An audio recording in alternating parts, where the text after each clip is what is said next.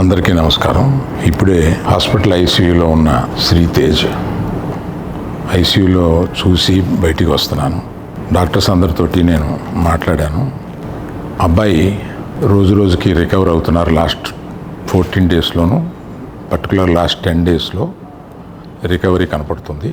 But చాలా time పట్టొచ్చు అని కూడా చెప్పారు. ఇలాగా ఆ అబ్బాయి కోలుకోవడానికి ఏమైనా చేయడానికి మేము సిద్ధంగా ఉన్నాము. అది కాకుండా ప్రభుత్వం కూడా వచ్చి మేము దీన్ని తీసుకుంటాము, ఈ అబ్బాయిని సంపూర్ణ ఆరోగ్యంతో చూడడానికి ప్రభుత్వం కూడా ముందు రావడం చాలా అభినందనీయం. చాలామంది అభిమానులు కానీ, బంధువులు కానీ, మిత్రులు కానీ అల్లు అర్జున్ ఎందుకు హాస్పిటల్కి వెళ్ళలేదు అని అడుగుతున్నారు. దానికి కారణం చెప్తాను.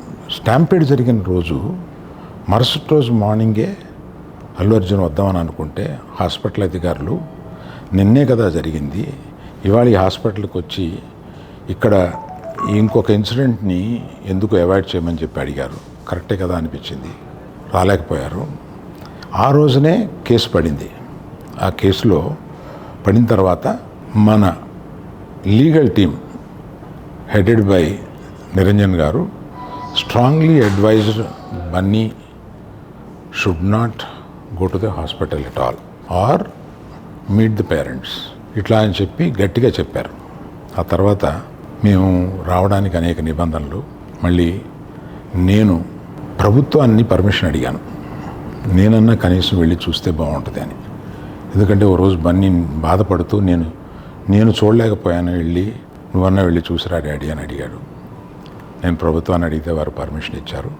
ఈ పర్మిషన్ నాకు ఇచ్చిన చీఫ్ మినిస్టర్ గౌరవనీయులు రేవంత్ రెడ్డి గారికి, పోలీస్ శాఖకి, మన హాస్పిటల్ అధికారులు, సిఇఓ గారు అభిమన్యు, మెడికల్ డైరెక్టర్ సంబిత్ గారు, వీరందరికీ, హాస్పిటల్ వర్గానికి అందరికీ నా కృతజ్ఞతలు తెలియజేస్తున్నాను.